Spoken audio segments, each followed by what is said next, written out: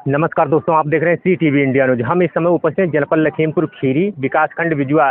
देख सकते हैं कि यहाँ पर ग्राम पंचायत रामा लक्षणा से पचदोरा स्थान से आज जो कलश यात्रा निकली, यहाँ पर रामनगर जो घाट बना हुआ है वहाँ पर भक्तगण आए हुए हैं। यहाँ से कलश भरेंगे, उसके बाद में पुनः मंदिर पर पहुँचेंगे। करने के लिए बाबा जी हैं, मंदिर के पुजारी जी हैं, इनसे हम जानकारी लेने का प्रयास करेंगे। जो यज्ञ जो प्रथम विष्णु यज्ञ हुई, दूसरी विष्णु यज्ञ हुई, तीसरी जो है महारुद्र यज्ञ हुई। यज्ञ से गीता में लिखा गया है, भगवान कृष्ण ने भाषण दिया है कि यज्ञ से देवता खुश होते हैं, प्रकृति खुश होती है, अच्छी बरसात करती है, अच्छी वायु देती है, अच्छा वातावरण देती है, हमारी धरती उपजाऊ बनती है, बीमारियां हटती हैं, कष्ट हटते हैं और अन्न धन की प्राप्ति होती है। इसी वजह से ये यज्ञ का प्रविधान ऋषियों का पुराना प्रविधान है। आयुर्वेद के अनुसार, अथर्ववेद के अनुसार प्रथम सृष्टि में ही ब्रह्मा जी ने यज्ञ करने की आज्ञा दी थी कि यदि शरीर स्वस्थ है तब हम कोई कर्म कर सकते हैं, अगर शरीर अस्वस्थ है तो हम कोई भी कर्म नहीं कर सकते हैं। तो मुख्य दवा यज्ञ ही, इसकी जड़ स्टार्टिंग यज्ञ से ही हुई। यज्ञ से हमारा वातावरण शुद्ध होता है तो खाद्य पदार्थ सही होते हैं, बीमारियां कम होती हैं और हमारा मानवीय सृष्टि जो इस कर्म भूमि में है वो सुखमय जीवन व्यतीत करती है। इसीलिए ये ऋषियों का नियम बनाया गया था। तो उसी के संदर्भ में कलश यात्रा होती है जो संकटों का हरण करती है और पुण्यदायी बनती है।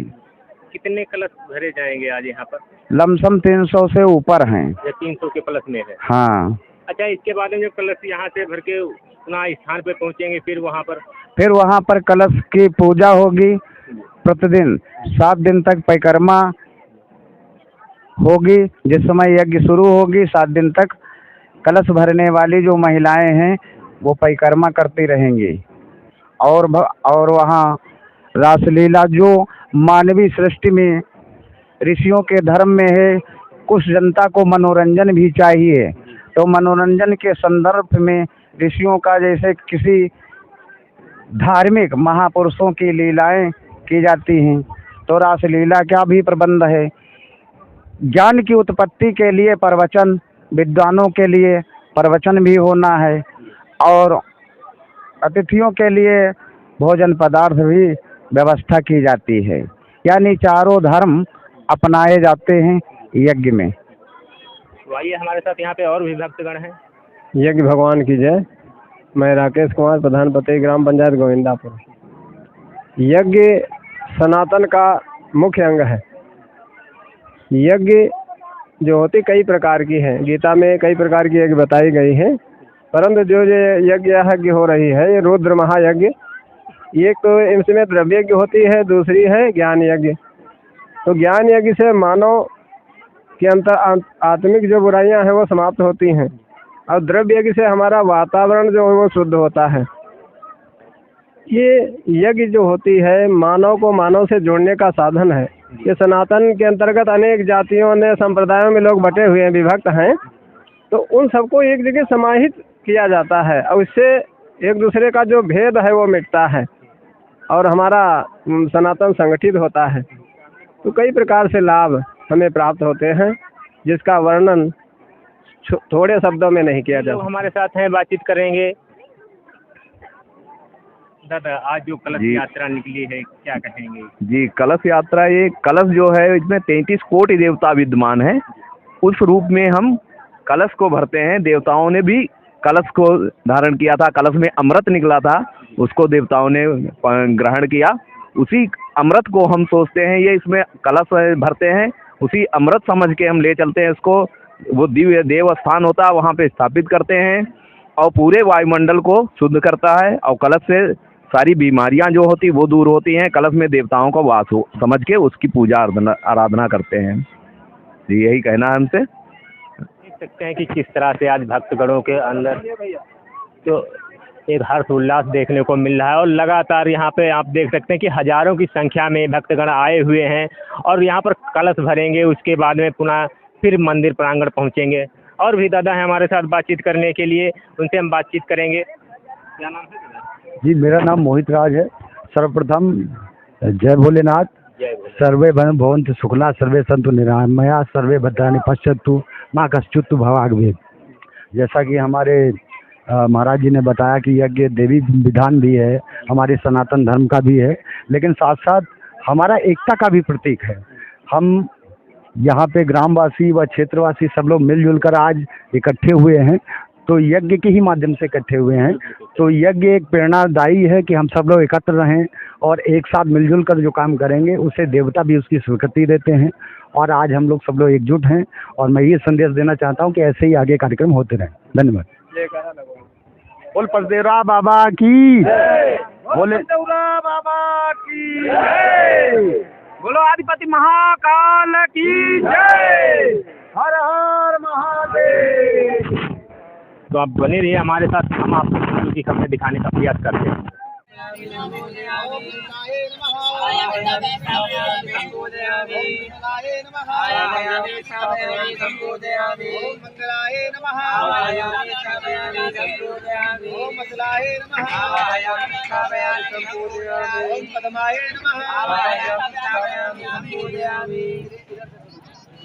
ओम उर्मे नमः आयामि स्थापयामि संपूजयामि ओम लक्ष्मी नमः आयामि स्थापयामि संपूजयामि ओम महामायायै नमः आयामि स्थापयामि संपूजयामि ओम महानदेव्यै नमः आयामि स्थापयामि संपूजयामि ओम वारुण्यै नमः आयामि स्थापयामि संपूजयामि ओम निर्मलायै नमः आयामि स्थापयामि संपूजयामि ओम क्रोधायै नमः आयामि स्थापयामि संपूजयामि ओम सप्तस्वरमातृभ्यो नमः जलमातृभ्यो नमः जीवमातृभ्यो नमः ध्याय ध्यानम समर्पयामि।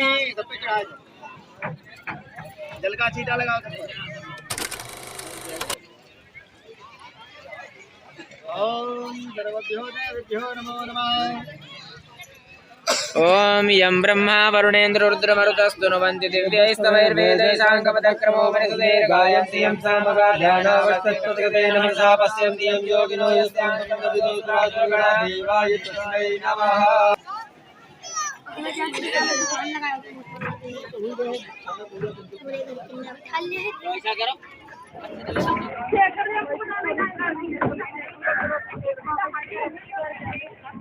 और यहाँ देख के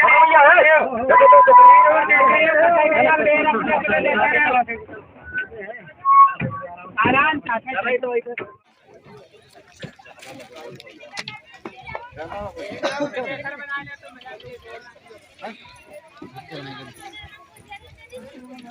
यहाँ पर ऊंचे ऊंचे ऊंचे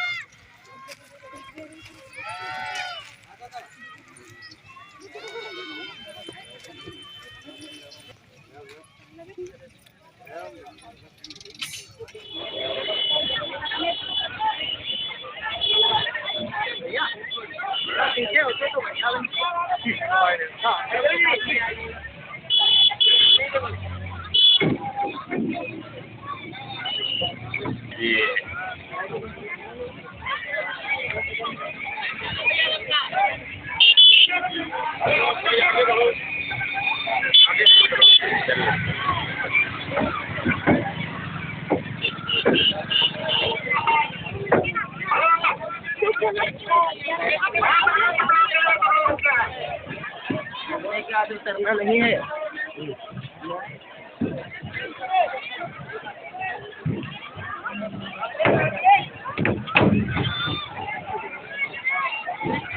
मैं तो जब तुमका पकड़ ली पकड़ो ना।